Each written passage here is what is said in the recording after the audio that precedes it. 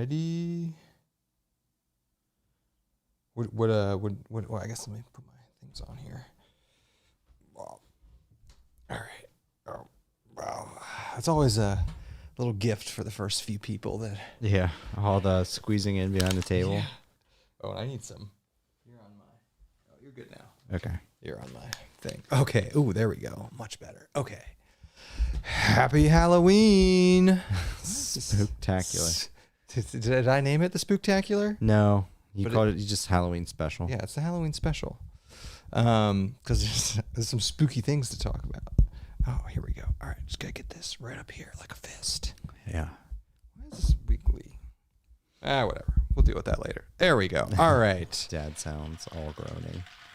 Yeah, that's funny. We need to let's actually read the comments this time. Yeah.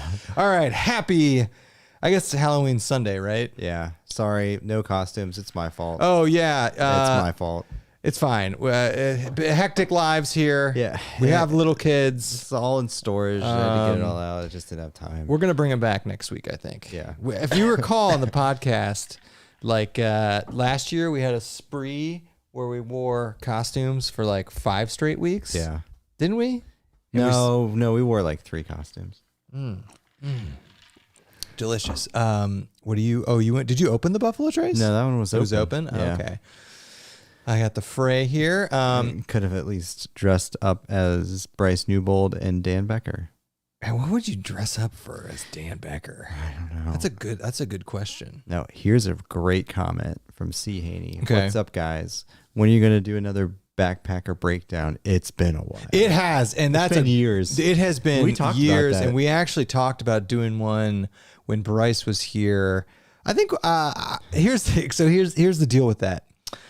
I would like to do them live because we have the technology and the ability to do them live. But if you've ever watched our backpacking breakdowns, they are heavily edited, heavily edited, especially when we do them with other people. So doing them with other people or doing them live might be a little bit dicey. But if it's just Andy and I think. But I think did you and I kind of pioneer that concept? You didn't see a lot of people doing that. I mean, we did. We didn't. We were the first ones to do it for backpacking trails. We certainly didn't pioneer that concept. No. Just in the backpacking community. Yeah, I think so. Yeah, we're gonna do some more breakdowns. Stay tuned. Yeah. We could do one right now. Yeah. So today's agenda. So it is Halloween. Oh, so first you guys can't see it, but we're gonna do a little live unboxing here. Yeah, nice. We got a fun new item that we're gonna unbox. Just came today, so we'll unbox it live. Ginger Rush says Dan Becker would dress up as the Outdoor Vital guy's beard. He has been. Yeah, I saw that. Did you see all that? Yeah. Yeah. Why would you do this to me, Outdoor Vitals? He's buddying up with the Outdoor Vitals dude, and you can tell they must have some. They definitely do. Have some Outdoor Vitals coin. They have a. Hey, we'll put it this way: Dan Becker's not cheap. Yeah. Okay. So that's an investment from Outdoor Vitals. In fact, actually, speak of the devil. By the way, I'm gonna tell you this. Old D-Ball texted me yesterday. And he wants to. I was like, dude, our November is shot, and early December is shot for me. But I think maybe mid-December we'll go out with him. Do it after the Ultra. Yeah, well, I'm going to Vegas, and then we have the Ultra. We haven't. Oh yeah, we're doing an Ultra Marathon, by the way, in 6 weeks. Yeah. So that'll hurt. That's gonna suck. You should see the look on people's faces at work when I tell them that I'm doing this kind of stuff. Have you told people at work? Yeah, like first when you do a marathon, nobody cares. The marathon thing is hilarious because everybody's like, "Oh, you know how you tell if somebody ran a marathon? They won't shut up about it." I never say that, but anyway, I work with a guy who also runs marathons. So on calls, occasionally running gets discussed. What do your splits look like, bro? Yeah, and talk about training, and now on the calls, he told everyone I was doing an ultra, and then everyone's like, "What is wrong with you?" Like, like this is a bucket list item, guys. We've already trained for a marathon. Throwing another 6 miles on top is not like super crazy in like the grand scheme of like training volume. So that's why. There is a request to do a backpacker breakdown of Steve Wallace. I love that guy. Wait, who's that? You don't know Steve Wallace? No, I don't know who Steve Wallace is. Okay. He's Canadian. Okay. He's got a couple 100,000 subs. Is he a backpacking channel?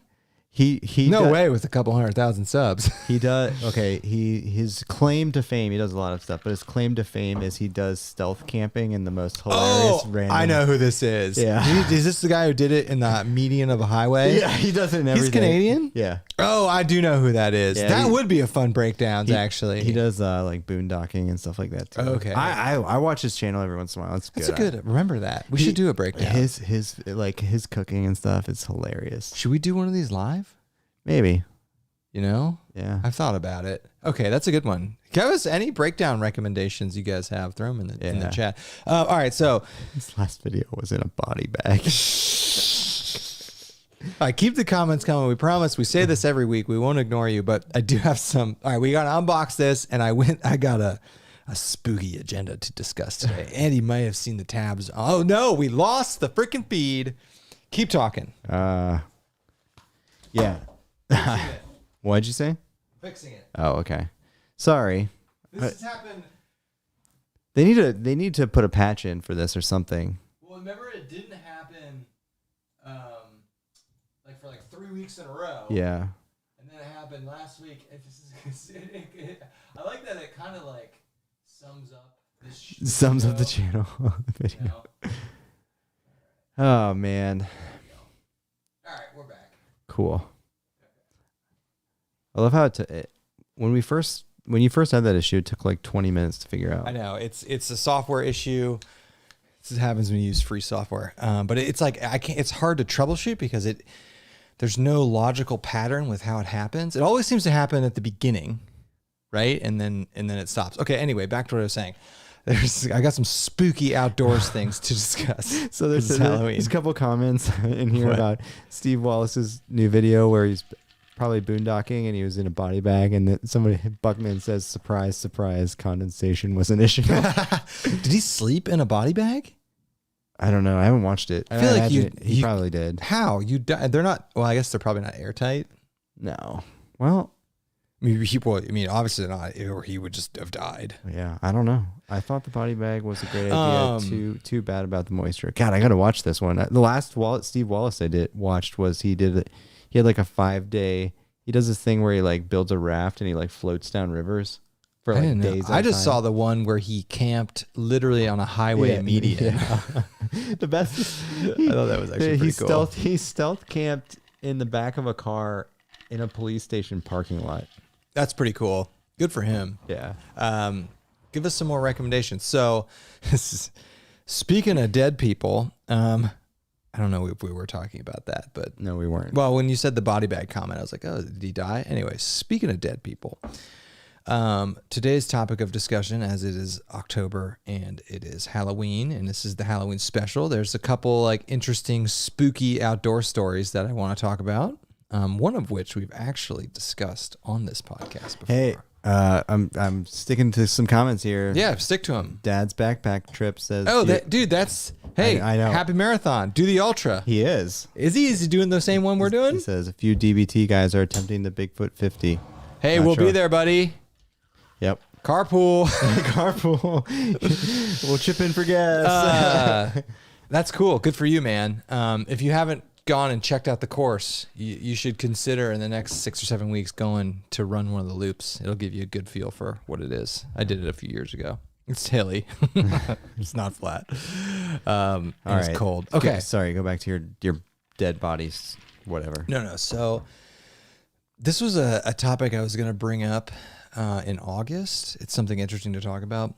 But I was, at the time, it was just before I was going to Yosemite, and I felt like it was a bad omen to discuss this. So it spurned from, there's a huge, I'm pulling up my notes on my phone. So I don't know if you've ever heard this, and I was waiting. We are in talks about doing a outdoors specific conspiracy show. And one of the conspiracies that is said, if you go to the New York Post, they have a few articles on this. There's this big conspiracy about how, and I promise I'm going somewhere with all these stories. So there's a lot of people that go missing in national parks. Are you familiar with that? I would assume Yosemite is one of the ones that's got the highest number of cold cases. Well, I mean, I bet there's a correlation between visitors and cold cases. For sure. Yeah. Well, okay, so you can break it up into a bunch of people go missing in national parks, a bunch of people go missing in national parks and they find them dead, and a bunch of people go missing in national parks and they have no idea whatever happens to them. So the highest number of those occurs in the United States in national parks in Yosemite. Interesting. So I felt like that was a bad omen to bring up prior to going to Yosemite. But the spooky thing to discuss is not the number of people that go missing in Yosemite. It is the conspiracy about the vast number, and I've got some statistics, the vast number of people that go missing in national parks in this country every year. And the conspiracy of it is, and I'm going to read you some things, like they think the national park system like covers it up. Okay. All right. So let me read you some things. All right. Okay. First some statistics. What? First some statistics. They No. They can't afford to do crap. What No, the conspiracy is the conspiracy. Oh, the financial interest is the more people that visit national parks, the more money the Park Service makes. No. Oh, so you're talking about like people are going missing and they're covering it up. Shut up. It's like the problem bears in Yosemite that never exist because they just shoot them. Anyway, here's some statistics. All right. So first, how many people do you think go missing just in general in the U.S. every year? And let me caveat it with the vast majority of people that go missing are found. I don't know. I have no idea. Take a guess. 10,000. Okay, it's 600,000. Jesus. Well, a lot of it is like kids who run off and they can't find them and they get found. But this is okay. So you're saying like reported as missing, but then the vast majority. So what percentage get found? Okay, you're gonna have to do some math in our heads. So okay, Pull up my calculator. every year. Well, this is not going to answer it for every year. So, every year, 600,000 people go missing in the U.S. But the majority of cases are quickly found alive and well. And a lot of these, if you ever read, a lot of the kids who go missing are like, it's like divorced parents, and they go and grab their kid and they take them from like the other parent, and the parent files them as missing. Yeah, just to like. Anyway, there are currently, now this is not every year, there are currently in the United States just over 20,000 open missing person cases. This does not answer your question of how many in a given year. Right. It's fine. But there are currently... You can make some assumptions. Now, this gets into how many out of that are in national parks. So was it like 90%? So first, no. First... And by the way, are you sure it's national parks or do you just mean like public lands? No, I mean national parks. Okay.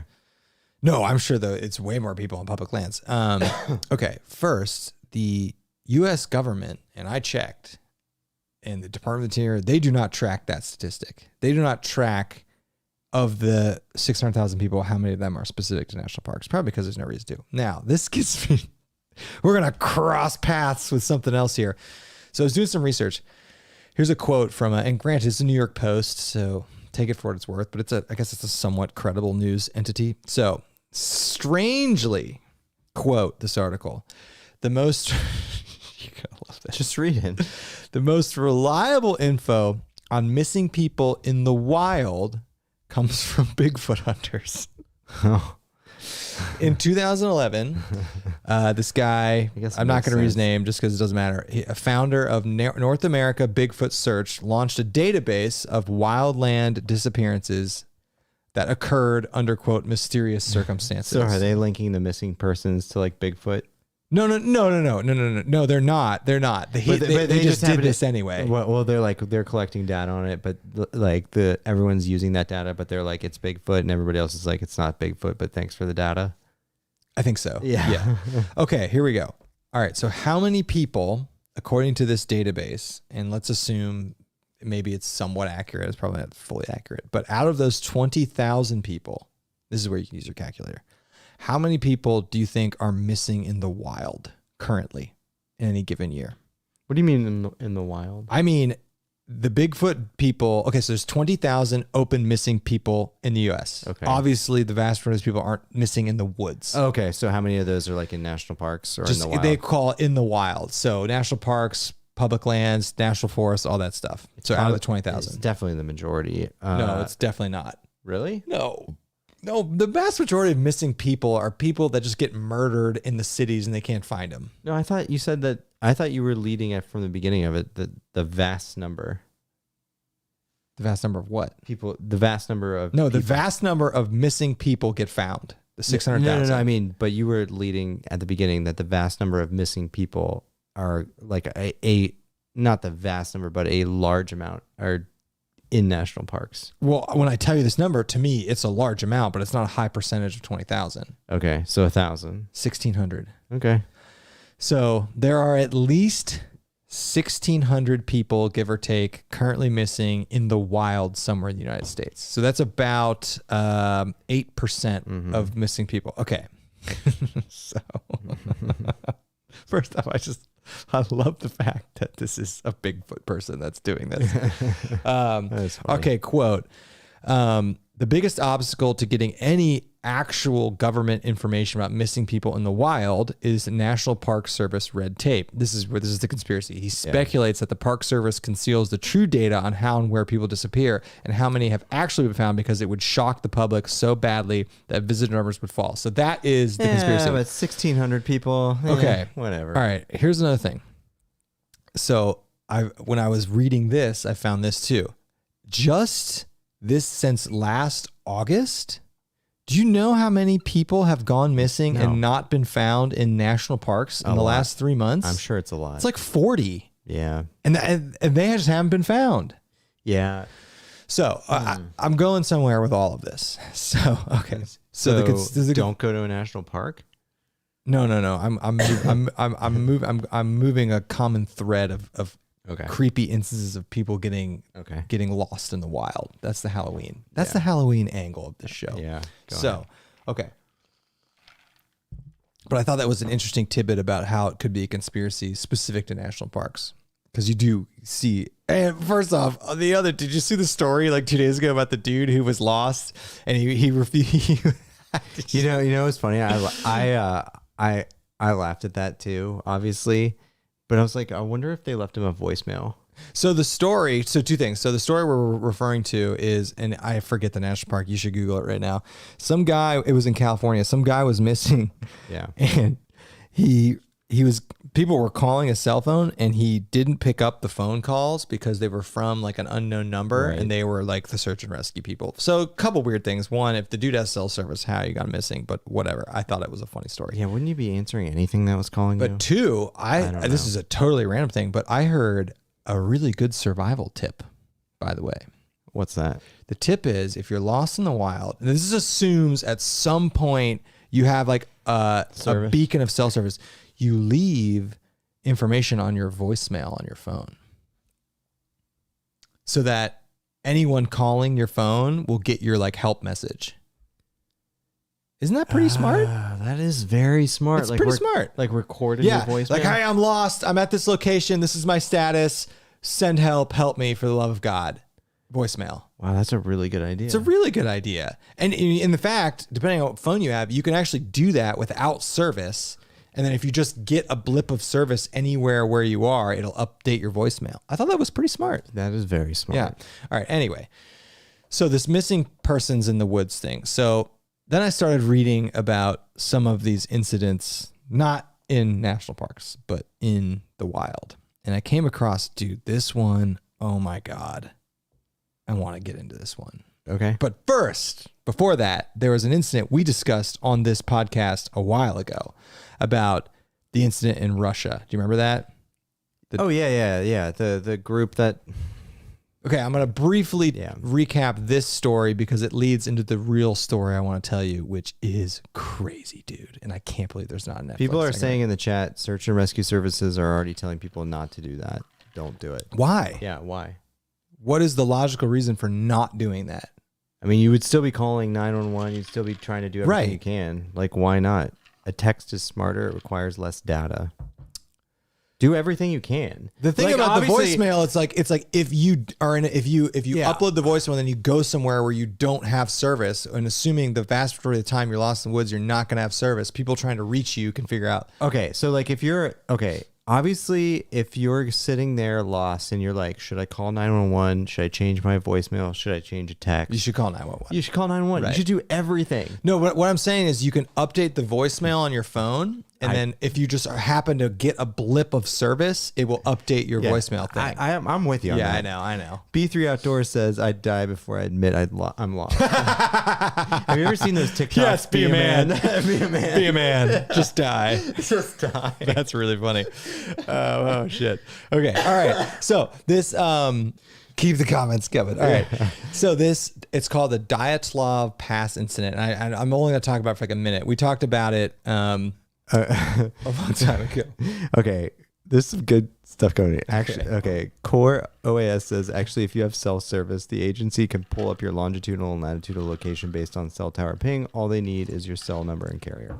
So I've heard that they don't actually get your specific location. They just know the cell tower that it came from.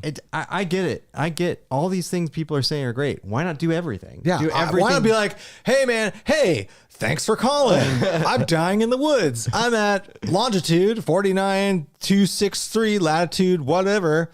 I'm dying. Help me. I'm going to be in this area. I don't know. Yeah. I mean, I just thought it was like a low effort, easy thing to do. Yeah. I mean, if battery, and people are saying, well, what if battery's an issue? Like, or don't waste battery. Like, no, like if you got a decent amount of battery, change your voicemail. Yeah. Well, battery's not an issue because your phone can die and people can still call your voicemail and get the message. Yeah. Everybody in the chat who's saying differently. I like the guy who's just, I'd rather die. That's pretty funny. All right. So this incident in Russia, real quick, pretty creepy, but so what happened was this was in 1959. Mm-hmm. So this is where they found the camera, right? Yes, a long time. So 9 Russian hikers went out, and basically what happened was they found them all dead. But the peculiar thing was they had all cut out of their tents from the inside out and ran out into the around surrounding area and all died from hypothermia. Very weird. I don't want to talk about that one too much. The prevailing theory is an avalanche came through, but then I was like, that makes sense. But then I'm like, no, that doesn't make sense. Like their bodies weren't found buried in snow. There were no signs of avalanche. The only thing I can think of is maybe they heard an avalanche at the beginning of the night. It's night. They're sleeping. They hear an avalanche. They cut out their tents and scram into the woods. That's the only way I can, like, the avalanche thing makes sense to me. When this first happened, everyone was like, it was an abominable snowman, like all that stuff. Anyway, the reason I bring up that story is because I was reading that Wikipedia. It's the Russian dog man. I was reading that Wikipedia, and at the bottom of that Wikipedia, there's like, related incidents. And I found this incident, dude. Oh my God. So it's referred to as the American version of this incident, but I want the Donner Party. No. It's called the Yuba County Five. I see. You see the tab, dude? No, let me. Okay, all right. No. Close that or keep it open. But let me walk you through this story. Okay. Because this story is insane, and I cannot believe there hasn't been a documentary about it. Maybe there has been. I don't know, but I want to walk you through this story. All right. Are there any comments before I get into it? Because it's crazy. Well, hold on. Okay, tell the story and then I won't read comments. And it's going to be, I'm going to just tell it in full is what I've known. And we have the Wikipedia page. So we're Yuba County 5 Wikipedia where I got all this. If you want to read it for yourself, it's a long Wikipedia, but please do. So this takes place in 1978, so late 70s. Mm-hmm. So there's a group of 5 guys. Mm-hmm. And the first thing to know is... Where? I'm going to get there. Okay. There's 5, California. There's 5 guys. Right, of course.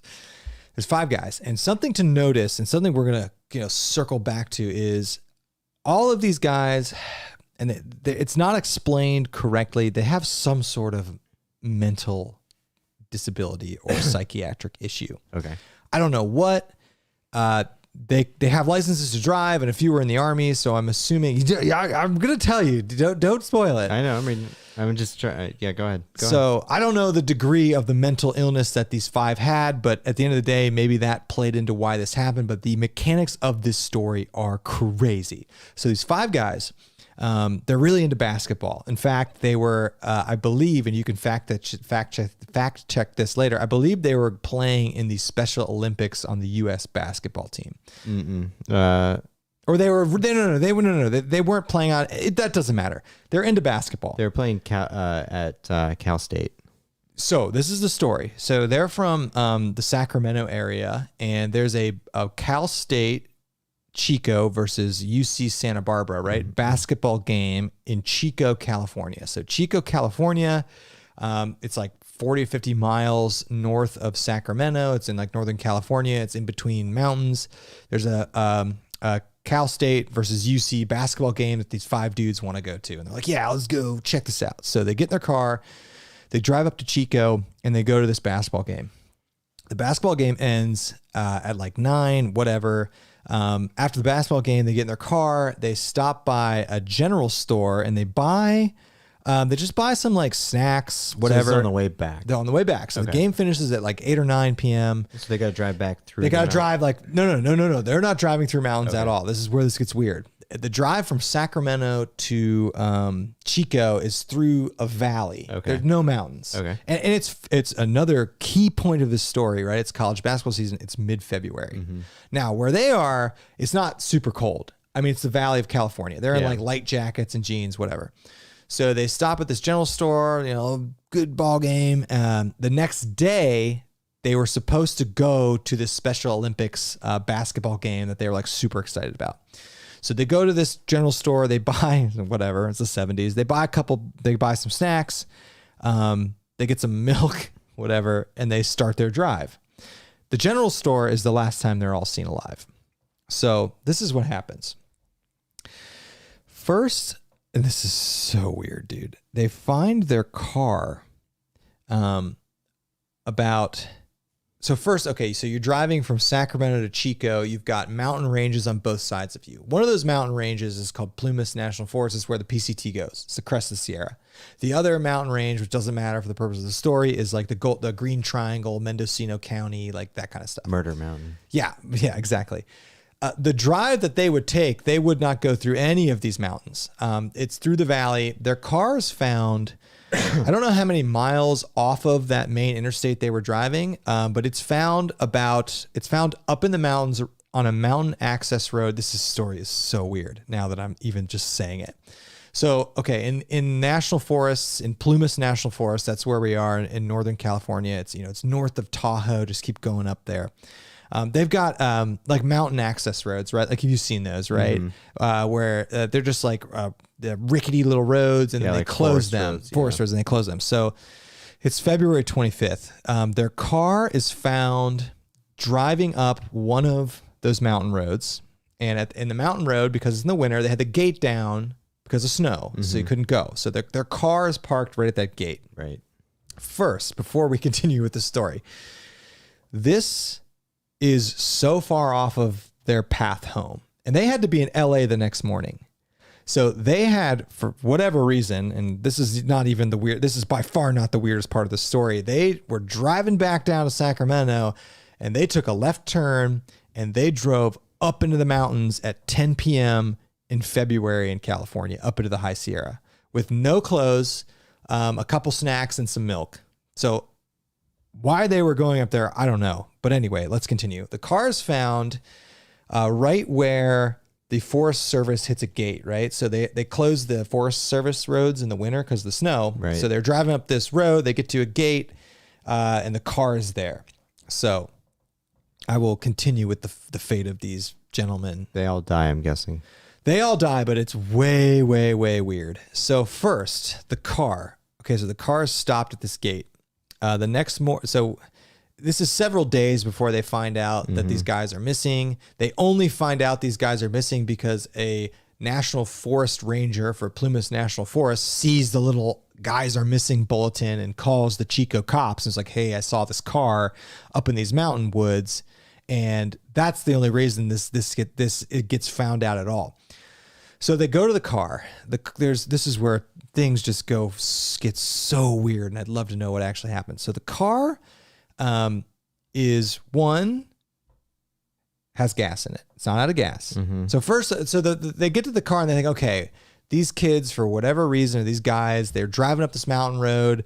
Their car breaks down. They get out on foot and they try and like survive on foot. Mm-hmm. So that's the first thing. The car's fine. There's gas in the car. The cops hotwire the car. The car starts up immediately after being in the mountains for 3 days. So the car's not done. Even weirder, they tow the car back to I think the Chico County Sheriff was the one doing this. You're reading. Yeah. They take the car. The car has no signs of mud. The undercarriage isn't scraped. The car is in like completely fine condition. Whatever. Okay. Whatever. That's weird. It looks like they ate all the food and stuff. They ate the food in the car. Right. Then they get out of the car. We still don't know why they're up there. We don't know why they get out of the car. The car is working perfectly fine. Whatever. This just gets way weirder.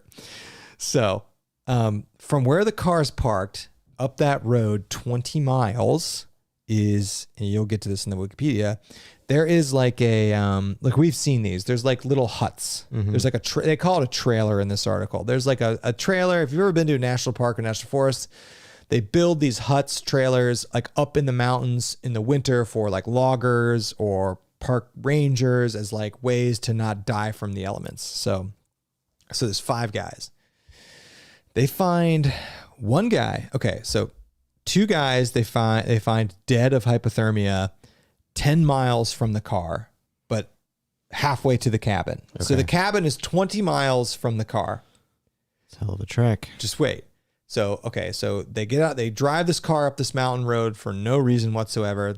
This is in the High Sierra in February. Well, what they talk about, what's interesting, so the car was discovered at 4,400 feet, just below the snow line. Yeah, because they shut the gate at the snow line. Yeah, but the car was stuck in a snowdrift. But keep reading. The cops, like, 5 dudes could have easily unstuck that. Yeah. So, whatever. Weird. But that doesn't make sense either, because if your car is stuck and you can't get it unstuck, you don't continue up the mountain, right? You go back. You're going back to the road you pulled off of. Why would you keep going up the mountain? Anyway, we're not to the best part. No, LSD. What? I don't know. Yeah. No, it gets weirder.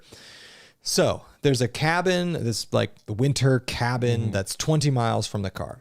They find 2 dead bodies, and they don't find any of the bodies until the next spring when the snow melts. Okay, so they find 2 people, so you're still missing 3. Yeah, and we're gonna get to the other 3. Okay. So they find 2 dead. The coroner has decided they've died of hypothermia halfway to this cabin. Yeah.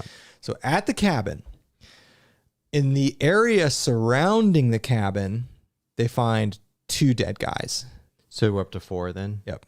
So do they find those 2 immediately there surrounding it? They're like within hundreds of yards from the cabin. No, but the same time frame as they found the first. Correct. Okay, gotcha. So we got 4 people, so we're missing one guy left. And this dude, I'm guessing, like you said, was missing until the thaw. And then No. They find this guy because he's in the cabin. Oh, okay. He made it. Well, not really, but I mean. Okay, so this is where the story, there's just no way to make sense of any of this. So the 5th guy, they find dead in the cabin, wrapped up in a bunch of sheets in a bed. Okay. And he had died of starvation, effectively.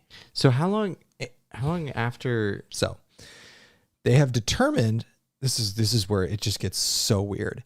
First off, they determined from the beard growth on him and the fact that he had lost 100 pounds, that he had survived in this cabin for 13 weeks. So 3 months. Okay. No, this is where it makes no sense. But hold on a second. How long after they went missing before that they found the first guy very soon because he was in the cabin. They didn't find the other bodies because they were buried in snow. No. But obviously, like from the time the missing report happened, how long was before they find the car? It's like 3 or 4 days. But then they didn't find these guys till 13 weeks later? People go missing. No. They had just determined. Yeah. Correct. They don't find any of this shit till the spring. Oh, yeah. Okay. So they find the guys buried in the snow in June. Oh, so they didn't. So the search and rescue didn't continue up the road or anything. Or they did. They didn't find him. Okay. This is not the weirdest part of the story. Well, get to the weird part. So this dude who died in the cabin. So first, there are signs. So remember, the 2 dudes died on the road and 2 dudes died up by the cabin. Yeah. In the cabin, there's tons of relics of the 2 dudes who died around the cabin. Like their shoes are in there. So they were some of their personal effects. So they could have all been surviving in there together. Correct. Yeah. Dude, this is where I'm just like, maybe these dudes just have severe issues. The guy who died in the cabin, right? He survived for 13 weeks and he died ultimately of like starvation and hypothermia. Mm-hmm. In that cabin, a year's worth of food, plenty of firewood, plenty, unlimited resources to live. What? Why is there one guy in there? Why are the other two who had personal effects in there? Why did they die of hypothermia outside the cabin? And he lost 100 pounds too. So he was in there for 13 weeks. So did they? Was the food easily accessible? Dude, nobody knows why this happened. Yes, it had ration cans of rations. There's can openers. There's plenty of fire. I mean, these cabins are stocked so you can show up there as a forest ranger or a logger and you can survive. Dude, you read about it. It makes no sense. So the only rationale that they have for this is these that guy had lost nearly 200 pounds. I thought he weighed 200 pounds and he lost half of his weight. It said nearly half. Oh, you're right. Sorry. Nearly half of his 200 pounds. So yeah. You're right. 100 pounds. His feet were frostbitten and gangrenous. On the table next to the bed were some of personal effects, including his wallet, nickel ring. Yeah. He was living in there. But why didn't he eat? Why didn't he use the stove? Yeah. It says most puzzling to the investigators were how her had come to his fate. No fire had been set in the trailer's fireplace, despite the ample supply of matches and paperback novels to use as kindling. Heavy forestry clothing, which could have kept this man warm, also remained where it had been stored. A dozen sea ration cans from a storage shed outside. Okay, so there's a shed right outside of it. Okay, that was unlocked. Oh no, this gets weird. A dozen sea ration cans, so like old military sea ration cans, from the storage set outside had been opened and their contents consumed, but a locker in the same shed that held an even greater assortment of dehydrated foods. Oh, so he did eat a little bit. Enough to keep all 5 men fed for a year, if that had been necessary, had not even been opened. Yeah, you would have thought like, okay, we're starving. Let's just search the crap out of this place. Dude. So they ate some sea ration. Well, let's go back to what were these guys doing? Also, why wouldn't you start a fire? No, let's go back even further. These dudes are in light jackets and jeans, driving home from a basketball game. They turn left and drive up into the high Sierra, park their car, which maybe it was stuck. If it was stuck, why didn't they walk back down the mountain instead of going up the mountain? And what were they doing up in the mountain in the first place? Well, I mean, according to this Wikipedia article, the only explanation is like they're idiots. Yeah. That's the explanation is these guys were mentally disabled. And somehow this explains this. Yeah. I mean, that doesn't explain it to me. No, not if you're no. And they knew they had to be somewhere the next morning. And they were eating sea rations too. So like, why? Everyone talks about like, why did this guy die by himself? But why did they just drive? Why did they go up there? And if they knew they were going up there, why wouldn't they have bought more stuff at the general store? None of it makes any sense.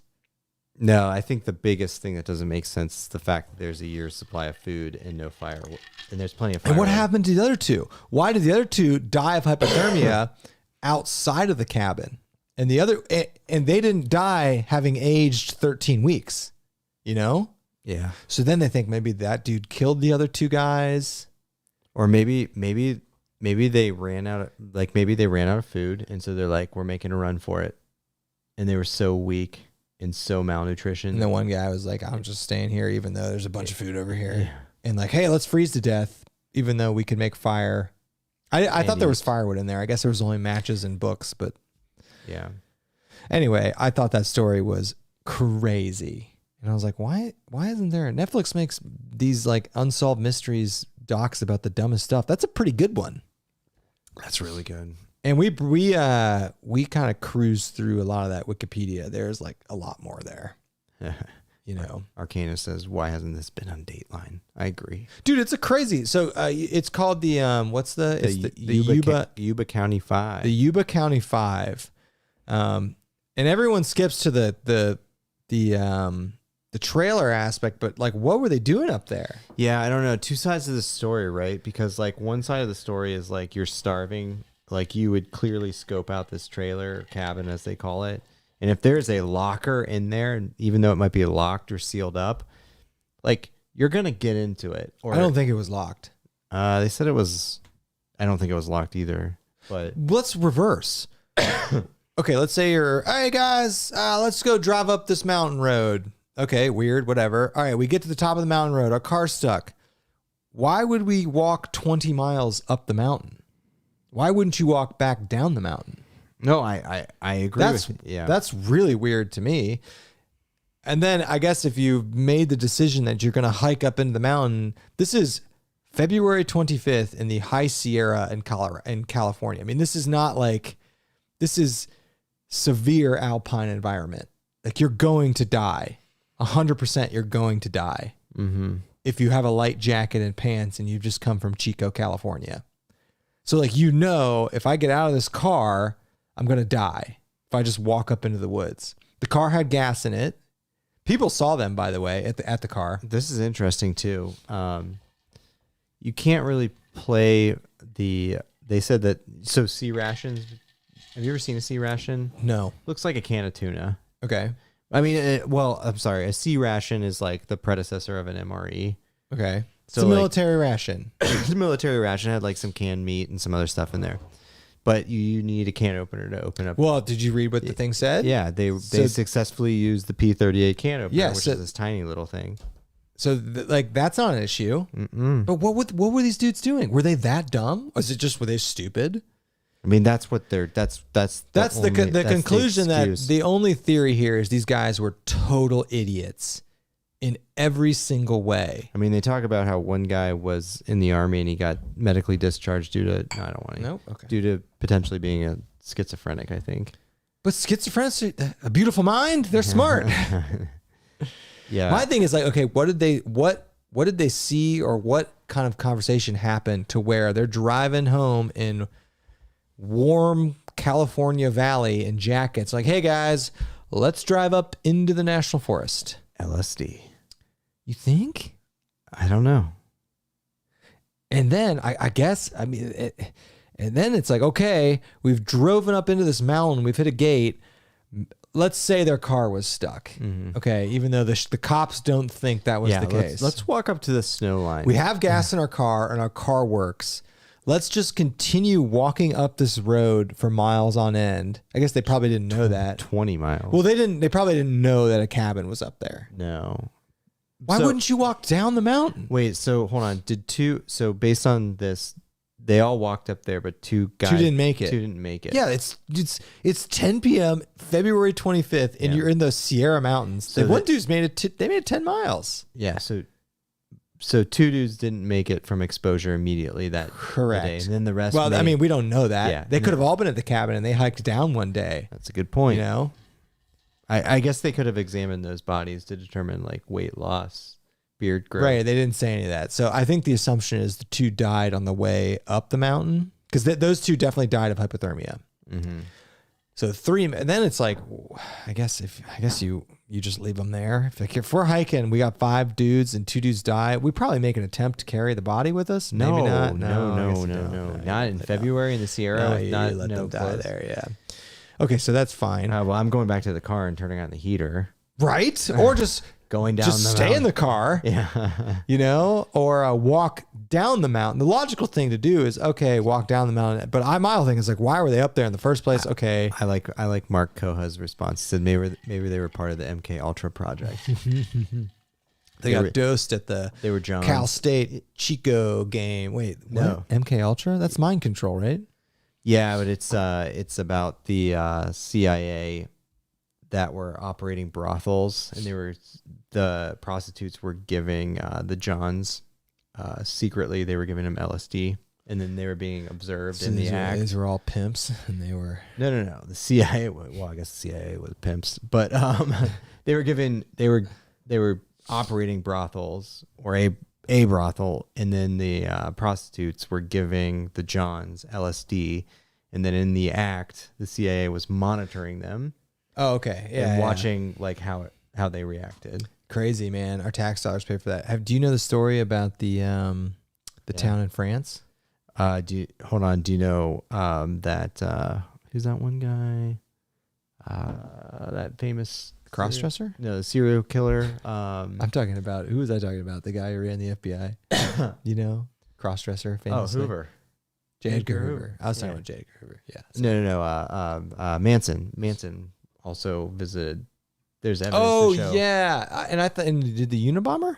No, I don't No, think he so. was in some. Manson visited I can't remember if it was one of these places or the CIA was also operating at like a hospital or like a clinic or something, and they're dosing people. Do you This is know, all do you out know there. the story about the town in France? No, We baked it into the bread. I don't know. Oh wait, no. No, you should Google this to make sure. There's a town in France. I think this was in like the 40s and the 50s, and that's right. There's a mold that grew. A lot of people think this is what drove the burning of the witches thing back in 14, 15, 16. Yeah, there's a lot of theories about that. Anyway, mold that grows on bread that produces LSD. But there is a story. We just Google like CIA doses town with acid.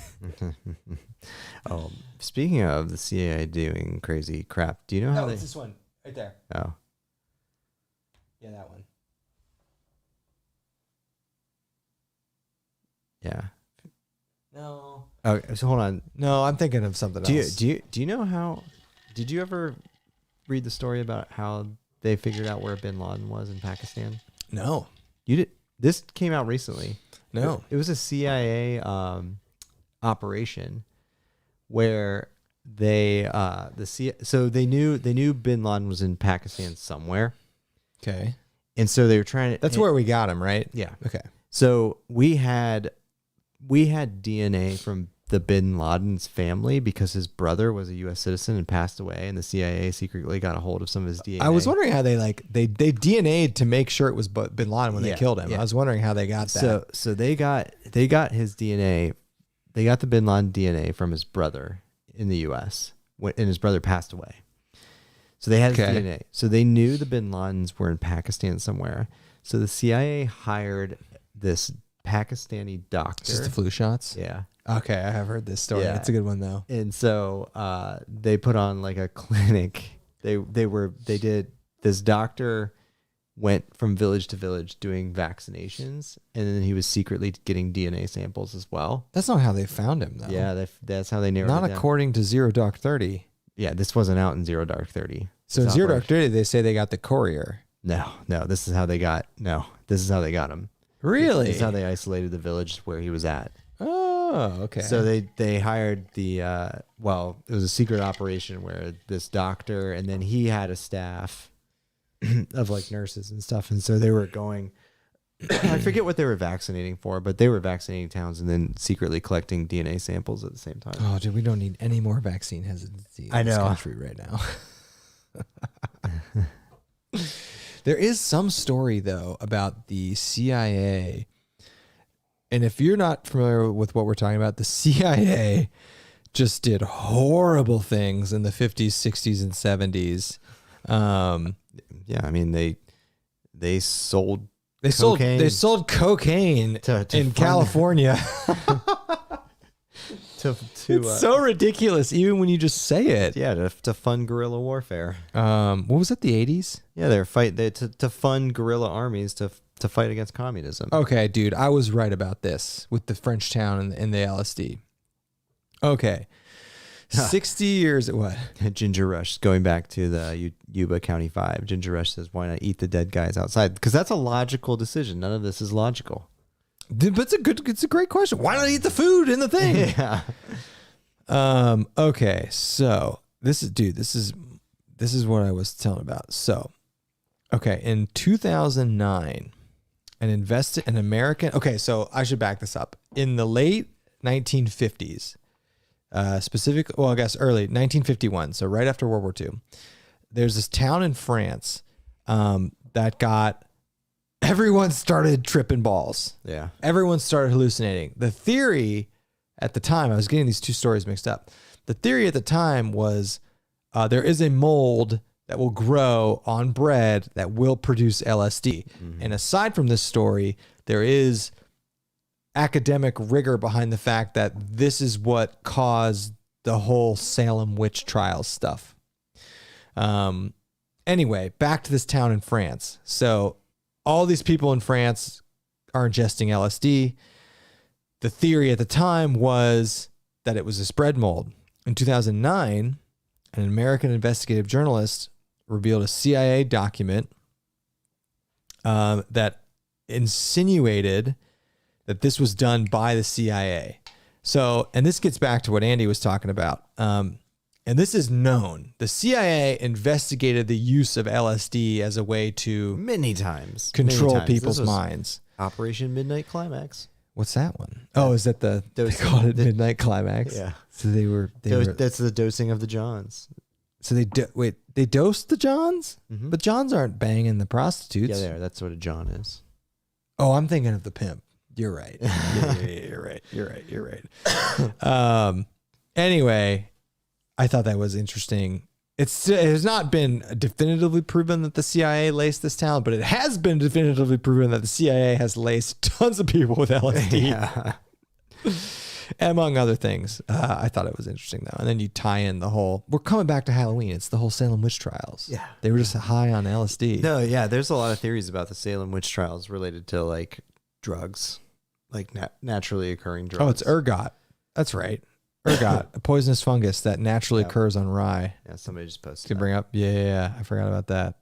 Man, the CIA has done some messed up stuff, man. And most of what they've done, we have no idea. And then there's the whole, Tuskegee Airmen. I don't think that was CIA though, right? Not What- Tuskegee. The what- syphilis stuff. You know what I'm talking about? Do you know what I'm talking about? Well, I know that they were testing bioweapons on U.S. soldiers. That's not what I'm talking about. They just gave a bunch of black people syphilis, and then didn't give them the antibiotics to it. Why?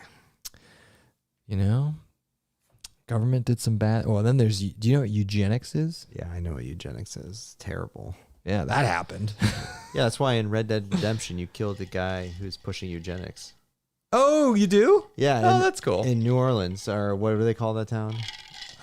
Saint Denis. Saint Denis. Yeah, great game. Yeah. No, nobody. And this is the annoying thing about American history. We don't talk about this, and if you read an American history textbook, they don't. I mean, I was taught eugenics in like 5 seconds, but it was like mainstream at the time. And okay, so if you're watching this, you're not familiar with what the eugenics movement is. Literally, it was a movement to sterilize stupid people. Yep. And people who had mental retardation, like not just stupid people who had intellectual difficulties. I think they sterilized like almost 100,000 people. Yeah, and I think it wasn't just that. It was also like This was done, and this was supported at the time by at least like local governments. Yeah. I don't think the federal government took a stand on it. This was done in the South. I think it was like early 50s. I think it was just like characteristics in general that were deemed as not good. Yeah, it had to do with like your mental state. Yeah. I knew if like you were super stupid, they sterilized you. Yeah. It's so beyond screwed up to think that happened. I know. Spooky. Very spooky. Very I like how this is turned into the terrible things the U.S. government has done to people over the course of the years.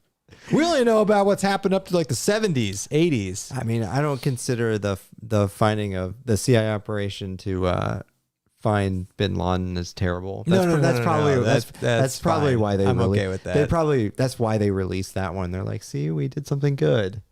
And there's like other things they've done that are released that I just don't know about off the top of my head. But I thought this Yuba County thing, I thought it was fascinating. Yeah, that's creepy. Just with the food and the firewood, and then the two people leaving. Why were they up there? There's no reason they should have been up there. They had somewhere to be the next morning. They were not dressed to go up there. They didn't have rations to go up there. Assuming they had car trouble, which doesn't look like they did, why didn't they come down the mountain? None of it makes any sense. I actually think the LSD thing makes the most sense to me now. No, I don't think it's that weird. I think it's more weird after why they were up there. You don't think it's weird that these dudes who knew they had to be somewhere the next morning, all 5 of them, just decided to turn off the freeway and drive up into the mountains in February in the middle of the night? So I can see that as like a dumb guy, like a dumb, stupid like conversation. Hey, like, be cool to go up in the mountains tonight. Just why not? We'll just drive up the road and check it out. Okay, all right. But then why not come back down when you encounter this gate? No, I agree. That's why I'm saying like everything that happened after them going up there is for me way more weirder than them driving up there. Okay, yeah. I mean, the weird thing is the dude dying in the hut with all the food. Yeah, that's super weird. And the 2 people next to it too. And the dudes, the 3 of them were clearly in that hut together because the one dude's shoes were in there. Like the other dudes who died outside, their personal effects were found in the trailer. So like, it's so weird. I'm like, how is Netflix not on this? Well, I mean, so obviously they didn't find the food. They're starving. You know, their minds, their mental states probably changed. Another thing that this article talks about is the 2 that died by the cabin. They say that if you're dying from hypothermia, like your last instinct is to lay down and go to sleep. Yeah. And so they found these dudes like in these like curled up sleeping positions. I didn't know that about hypothermia. Yeah. You know, I think everybody doesn't everybody say like you get like a feeling of warmth too, and you just like lie down and go to bed. Yeah, and you're done. Oh God, it's a terrible way to die. Oh my God. Yeah. Anyway, if anyone has any information on the Yuba County 5, we need to find like a historian to bring on here and talk about the Yuba County 5. Maybe I will. Maybe a Cal State Chico professor of history has that. I don't know. We probably got some things wrong. Should we unbox this? Why not? Okay. Let's go back to backpacking. All right, so we got new toys. I love how it says do not use like a blade to open it, and you have a knife right there. I have a blade right here. Should I not do that? Just do the ends. I'll muscle it open. All right, so this is, should we keep it? I mean, it's not that, I mean, it's cool. It's not like, whoa. Yeah. All right, so we got this. Andy got one too. It's not here. Some people already have these. All right, I'm not using a blade on the main body of the package. Don't cut me. Just on the ends. You could probably tell from the size of the package what it is. It's a pack. It's a pack. We got packs. We got some new packs. All right. This is the first time, true story. This is the first time I've ever physically been with a pack from this manufacturer. Yeah. I've never seen one in real life. I've never touched one. And this is the first time, like, this I'm isn't some party trick. me. This is the first time you're actually going to see it. I'm cutting this thing open right now. Yeah. I'm like cutting towards me. I'm doing all these terrible things. All right. Here we go. We should do we should get a PO. Oh, this. Oh, man, it's gorgeous, dude. It's nice. gorgeous. I like that color. You like that color? Yeah. I thought you'd like that color. Yeah, that's nice. All right. Hold on. We're almost there, folks. Oh my God. Oh man, they taped the shit out of this. Here, just hold it up. Hold it away from the fabric. Here, I got it. Just hold it up away from the fabric. You're good. It's cardboard. See, they put that cardboard there because idiots like me. Yeah. All right, here we go, folks. That's beautiful. Oh yeah, great.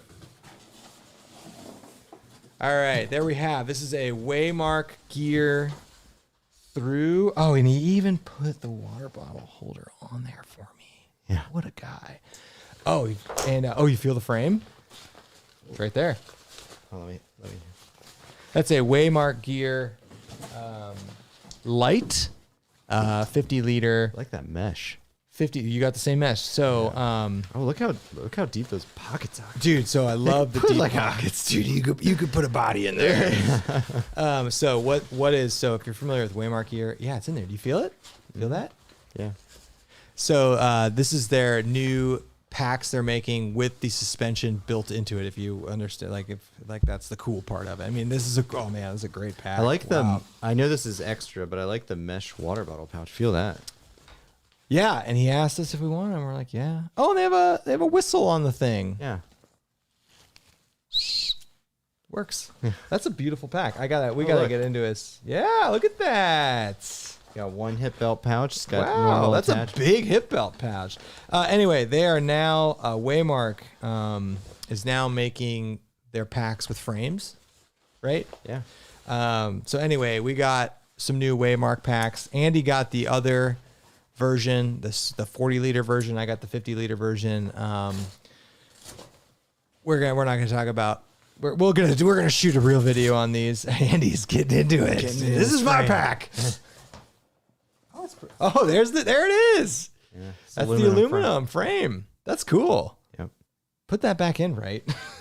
That's cool that it's that removable. Anyway, they're now making these. Is it? I don't know if it's on the website yet, right? I don't think it is. I don't know. I don't think you can order this now. I know they're redoing their website. Anyway, this is their light pack, 50-liter pack with the frame in it.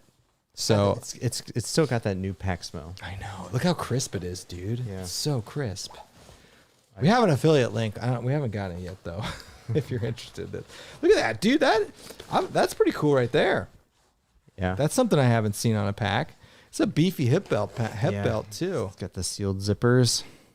I like that. Wait. So is that water bottle pouch way longer on this Yeah, side? so they're not the same, right? You got okay. a super long one here. So like in theory, right, you could put your tent here. You could put something. This is more like the quiver pouch on the Gossamer gear. Yeah, that will be where the chair goes. Yeah, you can. Well, even like you could put something even bigger. I must say, this is the first time I've seen a water bottle pouch with like the stretchy mesh. I'm sorry, our light AF Lycra. packs have that, but yeah, this one's a little different. I like it. I'm overwhelmed. I can't get into this right now on the stream. Anyway, look out for this. Andy's got one coming. I like that color. I love the color, dude. Look at that. That's gorgeous. We're checking out these Waymark packs as we go into winter. I got the 50-liter specifically because going into winter with the hot tent and stuff, I just wanted a bigger pack. And I have a 40-liter pack, my light AF. Andy has a 35-liter light AF, so he got the 40-liter version of this pack. So we're gonna do some videos on that. And I'm like too overwhelmed by it on stream. There's like a lot of features and stuff. Like I can't get into it right now. But check that out. All right. That's cool. I know. It's always fun. New packs are always fun. Yeah, any new gear is fun. What is the fabric? It's is it X-Pack? Go to their Uh, website. Is it X-Pack? I think it's X-Pack. It's heavy duty, I'll tell you that. You guys can't, I don't know if you can see this. It's heavy. I mean, here's a little ASMR for you. Devin says new site and packs to launch November 8th. November Follow 8th. those. Is it X-Pack? It's X-Pack, right? I don't know. Did I get that wrong? Yeah. Is Devin in the chat? Devin's in the chat. Devin, the guy who made this pack is in the chat. So here, I'll look it up. Yeah, I don't want to get that wrong. My phone. It's EcoPack. Oh, this is EcoPack? Yeah. So this is Ultra? Well, it's a type of Ultra, right? It's This is recycled. made. Oh, I didn't realize this was EcoPack. Okay, cool. Oh, this is. Oh, all right. On their website, are they X-Pack on the? Why did I think it was X-Pack? I don't know. Hold on, I'm gonna check. I'm pretty sure. I don't know. Devin's in the chat. He'll probably answer it before I can. Anyway, we are very excited to check out these packs. Andy's got one coming. I'm excited. And we are going to be using them going into the fall and winter backpacking season. So, Yeah. It's been a tough year for backpacking for me, so I'm hoping to get out. Hey, man. Yeah. It's never easy when you got a little one, right? But how's that going? Good. Yeah, they're X-Pack. Well, sorry. This is EcoPack. Yeah. On the website, they're currently made with X-Pack. But Devin, are you guys switching to EcoPack for these? It's a legitimate question. Yeah. Dude, that's nice. Yeah. I mean, so God, we just filmed a video about this fabrics coming out, but man, that is super durable, dude. So- Look, I mean, feel that. Ginger says, "What does it feel like?" It feels stiff. It right now. feels way tougher than the Look at Z the- than the look at the Z packs. backing. I mean, it's hard to see it on the camera. Can you see that backing? I guess it's really. We're gonna shoot a video on this. I don't know if you can see that. It's like super tough. It feels way more tough than the Z Packs grid stop that we have. Like Yeah. way more. Well, it's got that backing on it. It's got that backing on it. Yeah, it's very strong. feels very strong. It's like laughably strong compared to Dyneema. That's for those ice axe loop. Well, trekking poles and ice axe. Yeah. Okay. Devin, this mesh. Big fan of that mesh. That's super heavy duty. Yep. Yeah. Nice. I didn't know Devin would be in the stream. He's a moderator. Live unpacking. Yeah. We're gonna shoot when Andy's comes. We're gonna do some testing and shoot a first look video. Should we test the waterproofness? Take it into the pond. I think we might have to. Yeah, I got a wetsuit. Anyway, we're very excited. Some about colors that. are X-Pack, some are Eco-Pack. Eventually, all our gear will be Eco-Pack. Okay, that makes sense. Cool. I'm a big fan of this red. What's this red called? I'm going to tell you the name of this color. It's probably just red. No, it's not just red. It is, it's red rock. I'm a big fan of that color. Eco-Pack and Ultra are different fabrics, but from same manufacturer. They're from Challenge Outdoors. Yeah. Okay. Oh, man, it is durable, dude. Feel that. I know. I mean, that is heavy duty. Yeah. I'm very excited. I'm Lisa, actually... Lisa Williams asks, how is Eco-Pack different from X-Pack? Lisa, we just filmed a video about this coming out in the next few weeks that will answer all of these questions. And we might have texted Devin a bunch of questions for that video. What was the actual question? How is Eco-Pack different from X-Pack? So they're two different fibers. Yeah. I don't know if we should get into this on the stream. The dude, and Devin will correct me if I'm wrong, the guy who was heavily involved with X-Pack left and started his own company called Challenge Outdoors, and he's creating Eco-Pack, but it is different than X-Pack. But Eco-Pack is recycled, right? Eco-Pack, well, yeah, it is 100% recycled. That's cool, but I mean, that's not like why people are using it. But it is cool. It is 100% recycled. It's different though.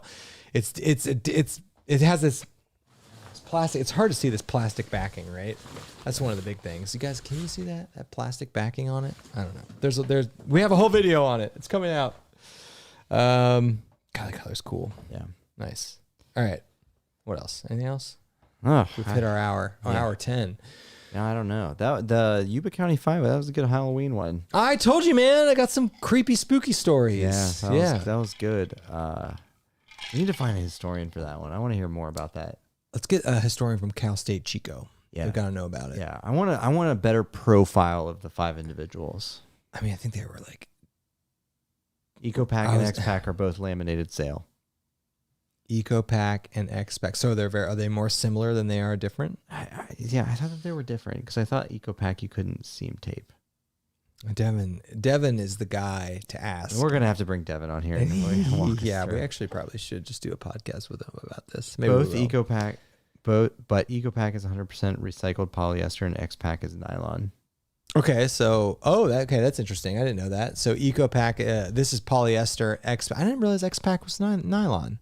Why did I think X-Pack was more of a Dyneema based fabric? It's not. So this is gonna be lighter. It's super heavy. Like not heavy weight wise, heavy duty. I mean, it's feel that, man. Yeah, I know. It's like what if I'm not going to? I feel like I could take my knife and stab it and it wouldn't. I'm not going to. I feel like I could take my knife and just stab it and it wouldn't go through it. I'm obviously not going to do that. Way heavier duty than. So the only heavy duty pack I have other than Light AF. I mean, this will probably break in a little bit. But feel this compared to the Light AF or to the Z packs, arc hulls we have. I mean, this is way tougher. Potentially, yeah. I mean, yes. It feels way tougher. Yeah. It looks great. Oh my god. So what? These are going to be available November 9th, you said? 7th, potentially. November 7th? Anyway.